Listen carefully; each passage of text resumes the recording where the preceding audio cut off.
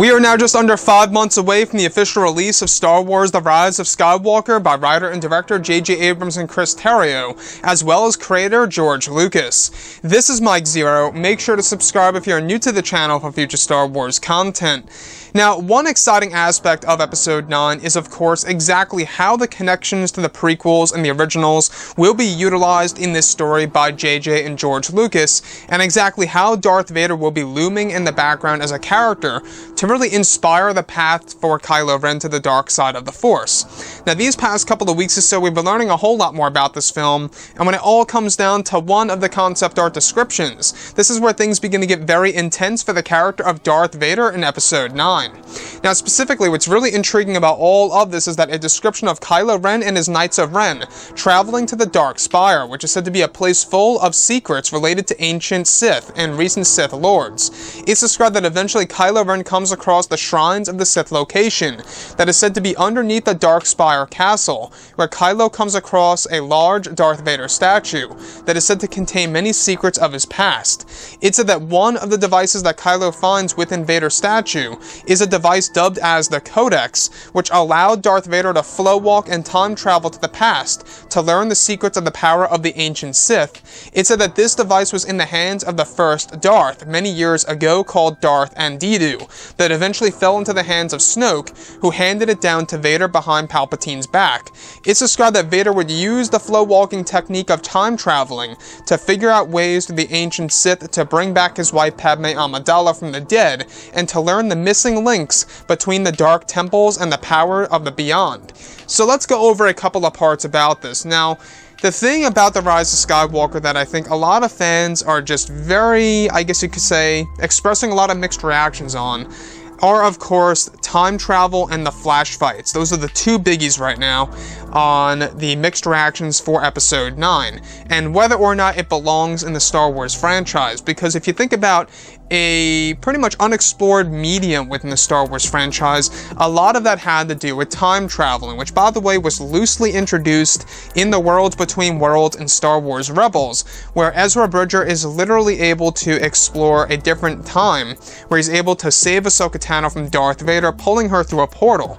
So in this scenario, in Episode 9, JJ is exploring the concept of time travel, where it's going to be through the use of flow walking, which in my belief, it's going to be dubbed as skywalking in, of course, The Rise of Skywalker.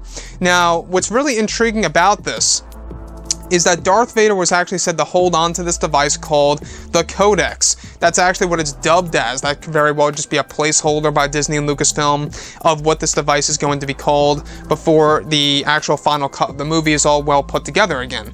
Now, what's really intriguing about this is that this device was actually originally in the hands of the first Darth, also known as Darth Andidu. Now, in case you guys have no idea who he is, he's a very popular character in Star Wars Legends, the first Darth. A lot of people know about him. Very intriguing indeed, and I gotta say, the fact that they are bringing him back into canon is going to be very impressive by J.J. Abrams. Now, this eventually fell into the hands of Supreme Leader Snoke somehow, some way, and even Snoke talks about, being able to see elements of the past and the future and how he thought it was really dangerous. This was explained in The Last Jedi novelization and taught as a lesson to Kylo Ren.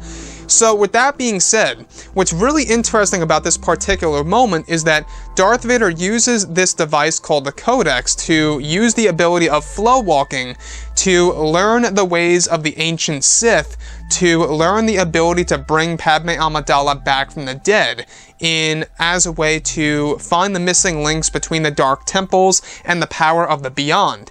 Now, that's a very interesting side of Star Wars, and that's a side of Darth Vader that we have never seen before, even in the comics. Now, yes, in the comics in late 2018, Vader does enter the spiritual realm, but we've never seen Vader do something to this extent, where he's using the ability of flow walking and literally time traveling to different eras of the Star Wars franchise, and even different times well before the events of Episode 1. So, the fact that this device is revealed to Kylo Ren is what initiates the Force power within Kylo to actually utilize the power of flow walking and use that ability in this film, carrying on the same exact power that Vader was able to utilize through the use of this device.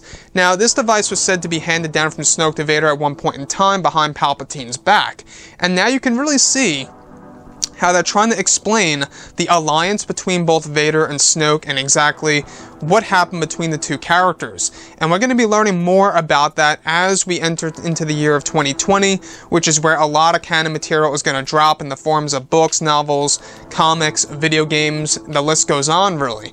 So with that being said, let me know what you guys think about all of this below. You know, what do you think about this whole entire relationship between Vader, Snoke, and this device called the Codex, which is Vader's secret of time travel, also known as flow walking.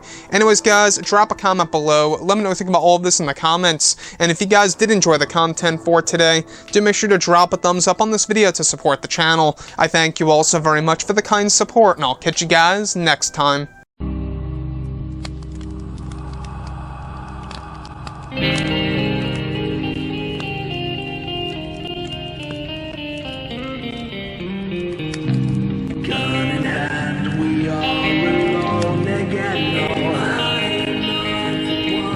From night to moon.